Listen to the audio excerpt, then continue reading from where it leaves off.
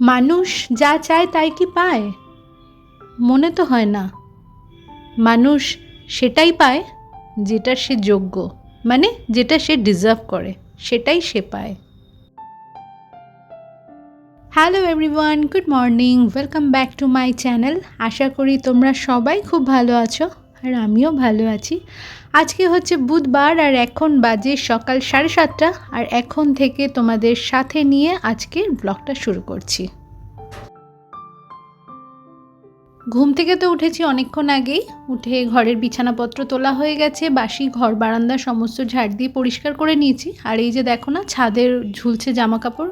গতকাল washing machine চালিয়েছিলাম, তো সেই সমস্ত জামা কাপড়গুলো দেখে নিলাম যে কতটা কি শুকিয়েছে। যেগুলো শুকিয়েছে সেইগুলো নিয়ে ভাঁজ করে ফেলছি, আর বাকিগুলো কোথাও হ্যাঙ্গার থেকে দড়ি থেকে হ্যাঙ্গারে এই করলাম, করে এপিটোপিট করে সমস্ত কিছু শুকোতে দিয়ে বাকি জামা কাপড়গুলো ভাঁজ করে গুছিয়ে তুলে নিচ্ছি। জামা কাপড়গুলো তো ভাঁজ করে জায়গায় তুলে ফেলছিলাম, তারপরে মনটা খুব চা করছিল।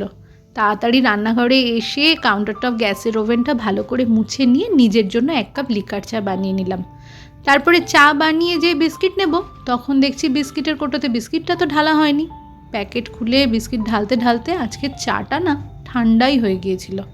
ওই যে একটা কথা আছে না, কপালে না থাকলে ঘি, ঠকঠকালে হবে কি? তো আমার হয়েছে ঠিক সেই দশা। সকাল থেকে মনে হচ্ছিল একটুখানি গরম গরম চা খাবো, তাড়াতাড়ি এসে বানিয়ে সেই ঠান্ডাই খেতে হলো। আর কি করা যাবে? তো যাই হোক, চলো আজকের দিনটা তাহলে এইভাবেই শুরু করি। তোমরা যারা আমার নতুন বন্ধু আছো আর এই মুহূর্তে এই ভিডিওটি দেখছো, এই ভিডিওর যদি কোথাও কিছু তোমাদের ভালো লেগে যায়, তাহলে চ্যানেলটি সাবস্ক্রাইব করে আমার পাশে থাকতে পারো। আর তোমরা যারা অলরেডি এই কাজটা করে ফেলেছো, তোমাদের সকলকে জানাই অসংখ্য ধন্যবাদ। চা খেয়ে নিয়ে রান্নাঘরে এসে বেশ খানিকটা আটা মাখলাম, আর একটা বেগুন গোটা কাটলাম। তো বেগুন ভাজা বানাবো আজকে সকালবেলার ব্রেকফাস্টে, আর সাথে থাকবে রুটি। আর রুটিটা তো এখন দুবেলারই বানিয়ে রাখছি, সুবিধা হয়। রাত্রিবেলায় না আর রুটি করতে ইচ্ছা করে না। তারপরে রুটি করতে গেলে দেখবে গ্যাসের ওভেন, কাউন্টারটা ভীষণ আটার গুঁড়ো ছড়িয়ে অপরিষ্কার হয়ে যায়। সেই জন্য একেবারে যা হচ্ছে করে নিই, একেবারে পরিষ্কার করে নিই। রাত্রিবেলা একটুখানি গরম করে নিলেই হয়ে যায়। আর বেগুনটা একটা গোটা কেটেছি, এখন অতটা বেগুন ভাজা লাগবে না যদিও 3 জনের। তো যদি কিছুটা বাঁচে তাহলে দুপুরবেলাতে ভাতের পাতে বেগুন ভাজা দিয়ে দেবো, এই ভেবেই একটা গোটা বেগুন কেটে ভেজে ফেললাম। এখন প্রায় সকাল 8:30 মতো বাজে। আমরা দুজন মিলে ছাদে জলখাবারটা খেয়ে নিলাম, আর মেয়েকে ঘরেই দিয়ে দিয়েছি। জলখাবার খাওয়ার পরে বাবু একটু বাজার করতে গেছে, অল্প একটু সবজি আনার দরকার ছিল আর কি। আর এই সময়তে আমি রাত্রিবেলার রুটিগুলো সব করে ফেললাম। করে নিয়ে কাউন্টার টপ, গ্যাসের ওভেন সমস্ত কিছু মুছে পরিষ্কার করে নিচ্ছি। আর এই যে টিফিন বাটিটা আমি মুছছি, এর মধ্যে আটার গুঁড়ো থাকে, যা রুটি করতে আমার কাজে লাগে। গ্যাসের ওভেনের পাশে যে স্ট্যান্ডটা আছে, যার ওপরে মশলার পাত্র, নুনের পাত্র থাকে, সেই স্ট্যান্ডের নিচেই এই রুটি করার জন্য আটার গুঁড়োর টিফিন বাটিটা ওখানেই থাকে। আর এখন দেখো এখানে আমি চাকি, বেলনিটা, তারপরে আটা মাখার বাটিটা সব সিঙ্কে দিয়ে দিয়েছি, ভালো করে ভিজিয়ে রাখলাম। তো এগুলো মাজা ঘষার আগে জলখাবার খেয়েছি যে সমস্ত বাসনগুলো ছিল সেগুলোকে নিয়ে আমি ডিশওয়াশারে ভরে দিলাম। গতকাল রাত্রিবেলাতে ডিশওয়াশার চালাতে পারিনি, কারণ গতকালকে না বিকালবেলা থেকে আর জলটা আসেনি। তো জানি না কিসের জন্য, সেই জন্য আর ডিশওয়াশার চালাতে গেলে তো জলের পরিমাণটা অনেকটাই লাগে, সেই জন্য আর রিস্ক নিয়ে চালাইনি। বাই চান্স যদি আজকে জল না আসতো তাহলে কিন্তু খুব সমস্যা হয়ে যেত। ওই সমস্ত 7-5 ভেবে রাত্রিবেলাতে আর ডিশওয়াশারটা চালাইনি। এই যে এখন জলখাবারের বাসনগুলো দিচ্ছি, আর একটু ফাঁকা আছে, আর অল্প একটু আধটু বাসন ভরে একটু পরে এটাকে চালিয়ে দেবো।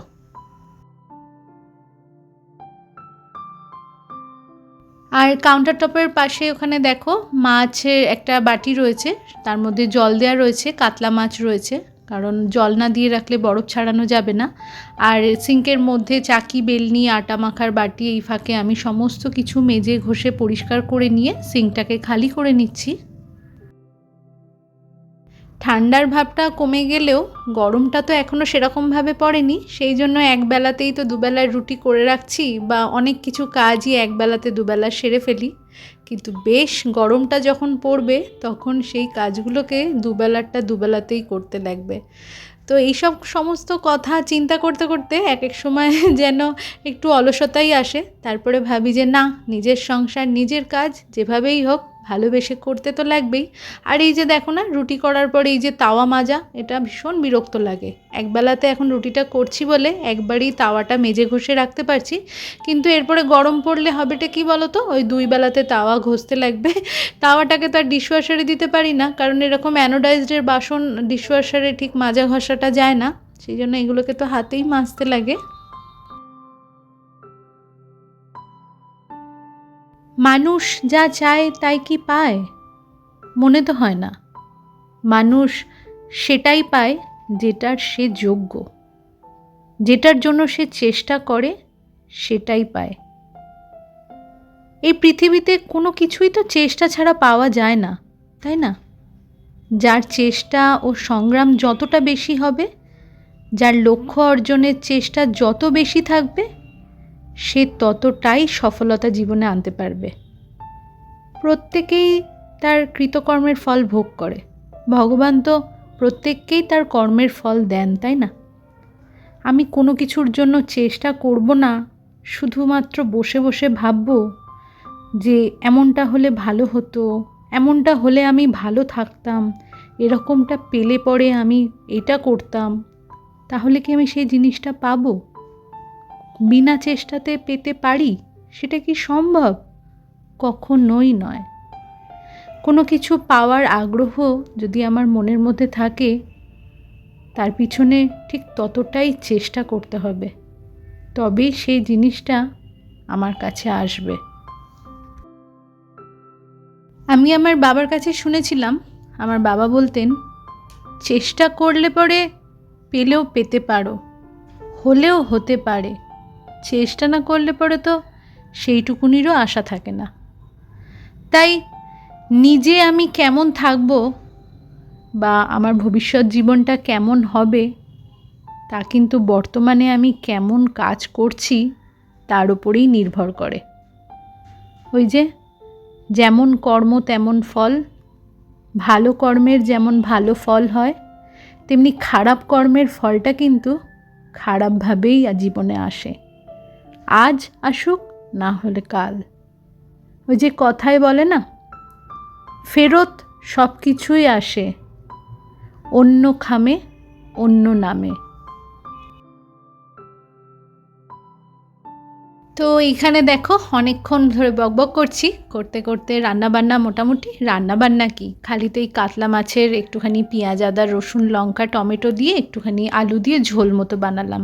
আর আমি বার করে রেখেছি ফ্রিজ থেকে ডাল ছিল গতকালের, আর ওই যে সকালবেলা বললাম না গোটা বেগুনটা কেটে ভেজেছি, অতটা লাগবে না আমি জানতাম, তো দুপুরে ডালের পাশে বেগুন ভাজা দিয়ে দেবো আর মাছ, ব্যাস আমার রান্নাবান্না কমপ্লিট। আর ভাতটা তো হয়ে গেছে, আর ভাতটা বন্ধ করে রেখেছি, একটু পরে উপর দিয়ে দেব। তো চলো বাসনপত্রগুলো গুছিয়ে নিয়ে, যেটুকুনি মাজার মেজে নিয়ে বাকিটা সমস্ত ডিশওয়াশারে দিয়ে ডিশওয়াশারটাকে চালাবো। এই মুহূর্তে আমার রান্নাঘরটা পরিষ্কার করা হয়ে গেছে, ভাতটাকে নামিয়ে সিঙ্কে রেখে দিয়েছি উপর দেব বলে। আর ছাদের খাটের চাদরটা চেঞ্জ করা হয়নি, সেই জন্য ছাদের খাটের চাদরটাকে চেঞ্জ করে চাদরটা কাচতে দিয়ে দেবো। 2-3 দিন অন্তরই আমি ছাদের খাটের চাদরটাকে চেঞ্জ করে ফেলি, কারণ এখন শীতকাল বলে ঘরের থেকে বেশি সময়টা আমাদের সকলের এই ছাদটার মধ্যেই কাটে। খাটটাতে বেশ সুন্দর রোদটাও পড়ে, আর এখানে সময় কাটাতে বেশ ভালোও লাগে, জানলার ধারে দাঁড়ালে অনেক লোকজনও দেখা যায়। তো তাই জন্য এত অত্যাচার এই খাটটার মধ্যে হয়, সেই জন্য 2-3 দিন অন্তর যদি না বদলাই নিজেরই খুব একটা ভালো লাগে না। আর এখানে দেখো আমি সিঙ্কে ভাতটা উপর করে দিয়ে, রান্নাঘরটা তো পরিষ্কার করা আমার আগেই হয়ে গিয়েছিল, এবারে ঘর বারান্দা মুছে নিচ্ছি, তারপরে আমি স্নান করে পুজো করে নিয়ে তারপরে তোমাদের সাথে আবারও আমার দেখা হচ্ছে।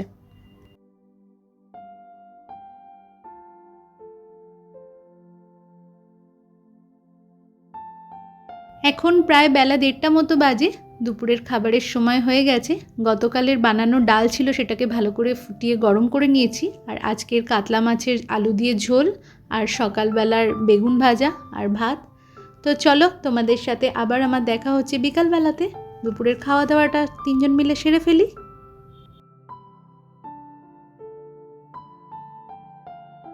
শুভ সন্ধ্যা বন্ধুরা। এখন প্রায় 5:45 মতো বাজে। আমার সন্ধে টন্ধে লাগানো হয়ে গেছে। আর এখানে দেখো বিছানাটা একদম অগোছালো হয়ে রয়েছে। আসলে দুপুরবেলায় ভাত টাত খাওয়ার পরে একটুখানি প্রত্যেক দিনে একটুখানি শুয়ে থাকি। আমি জানি দুপুরবেলায় ভাত খাওয়ার পরে ঘুমানোটা উচিত নয়, কিন্তু ওই যে অভ্যাস। আসল কথা, ভোরবেলায় ঘুম থেকে উঠি তো, আর দুপুরবেলাতে যদি আধা ঘন্টা একটুখানি রেস্ট না নিই, একটা নেশার মতো যেন হয়ে গেছে। বসে থাকলে সেই একটা ঝিমঝিম ভাব চলেই আসে। তো আধা ঘন্টা মতো একটু রেস্ট না নিলে সন্ধ্যে থেকে না ভীষণ আলিস্যি লাগে। ওই জন্য দুপুরবেলায় ঘুমাবো না করেও সেই কখন যে চোখটা লেগে যায় টেরও পাই না। তো দুপুরবেলা আধা ঘন্টা মতো শুয়েছিলাম, তাই বিছানাটা অগোছালো।